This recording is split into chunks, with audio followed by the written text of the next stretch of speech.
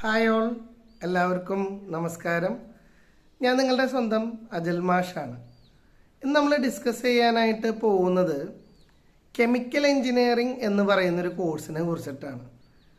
നമുക്കറിയാം, ഈ ബയോളജിക്കും പഠിച്ചിട്ടുള്ള കുട്ടികളെ സംബന്ധിച്ചിടത്തോളം എഞ്ചിനീയറിംഗ് ഫീൽഡിലേക്ക് അവർ തിരിയുന്ന സമയത്ത് അവർ ആഗ്രഹിക്കുന്ന ഒരു ബിടെക് കോഴ്സ് എന്ന് പറയുന്നത് ഒന്ന് ബയോടെക്നോളജി കോഴ്സായിരിക്കും, രണ്ട് ബയോമെഡിക്കൽ എഞ്ചിനീയറിംഗ് കോഴ്സായിരിക്കും, മൂന്ന് ബയോ ഇൻഫോർമാറ്റിക്സ് എന്ന് പറഞ്ഞിട്ടുള്ള കോഴ്സൊക്കെ ഉണ്ട്. പക്ഷേ ബിടെക്കിൽ വരുമ്പോൾ അവർ കെമിക്കൽ എഞ്ചിനീയറിംഗ് എന്ന് പറയുന്ന കോഴ്സിലേക്ക് താല്പര്യം പ്രകടിപ്പിക്കാറുണ്ട്.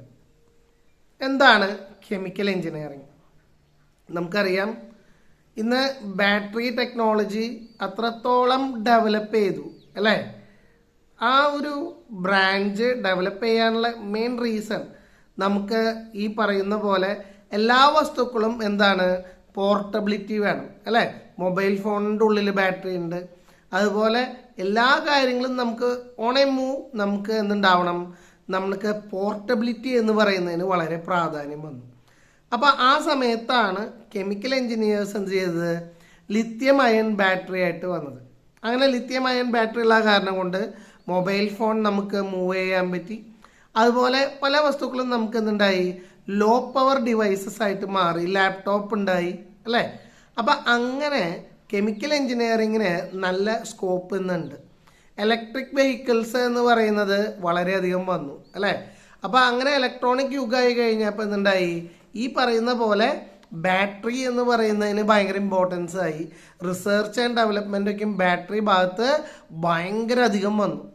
അപ്പോൾ ഇന്ന് നമ്മൾ ഡിസ്കസ് ചെയ്യാൻ പോകുന്നത് കേരളത്തിലെ നല്ല കോളേജുകൾ കെമിക്കൽ എഞ്ചിനീയറിംഗ് പഠിപ്പിക്കുന്നതിൻ്റെ ഏതൊക്കെ കോളേജുകളാണ് നല്ലത്, അതേപോലെ അതിൻ്റെ കട്ട് ഓഫ് എന്താണ് എന്നുള്ളതിനെ കുറിച്ചിട്ടാണ് പറയാനുള്ളത്. അപ്പോൾ അതിൽ ഏറ്റവും നല്ല കോളേജ് എന്ന് പറയുന്നത് തൃശ്ശൂരുള്ള ഗവൺമെൻറ് എഞ്ചിനീയറിംഗ് കോളേജാണ്. തൃശ്ശൂർ ഗവൺമെൻറ് എഞ്ചിനീയറിംഗ് കോളേജിലെ ഒരു വലിയൊരു ക്യാമ്പസാണ് കെമിക്കൽ എഞ്ചിനീയറിങ്ങിൻ്റെ ക്യാമ്പസ് എന്ന് പറയുന്നത്. ഞാൻ ഇലക്ട്രോണിക്സ് ആൻഡ് കമ്മ്യൂണിക്കേഷൻ ഡിപ്പാർട്ട്മെൻറ്റിൽ അവിടെ ഗസ്റ്റ് ഫാക്കൽറ്റി ആയിട്ട് പണ്ട് വർക്ക് ചെയ്തിട്ടുണ്ട്. അപ്പോൾ ഈ പറയുന്ന പോലെ കെമിക്കൽ എഞ്ചിനീയറിംഗ് ഡിപ്പാർട്ട്മെൻറ്റിൻ്റെ മുമ്പിൽ കൂടെ വേണം പോകാൻ. നല്ല വലിയ വണ്ടൻ ബിൽഡിങ്ങും കാര്യങ്ങളൊക്കെയാണ്. അപ്പോൾ അവിടെ കഴിഞ്ഞ വർഷം 2024 നമുക്കറിയാം, അവിടെ കട്ട് ഓഫ് എന്ന് പറയുന്നത് 6592 6592 ആണ്. അപ്പോൾ ഏകദേശം ഒരു 6000 റാങ്ക് 7000 റാങ്ക് ഉണ്ടെങ്കിൽ മാത്രമേ കെമിക്കൽ എഞ്ചിനീയറിങ്ങിന് നമുക്ക് തൃശ്ശൂർ GECയിൽ സീറ്റ് കിട്ടുള്ളൂ. ഇനി രണ്ടാമത്തെ ഓപ്ഷൻ എന്ന് പറയുന്നത് കൊല്ലത്തുള്ള TKM എഞ്ചിനീയറിംഗ് കോളേജാണ്. അവിടെ 11519 ലാസ്റ്റ് കട്ട് ഓഫ് ആയിട്ട് വന്നിട്ടുള്ളത്. അപ്പോൾ 11519.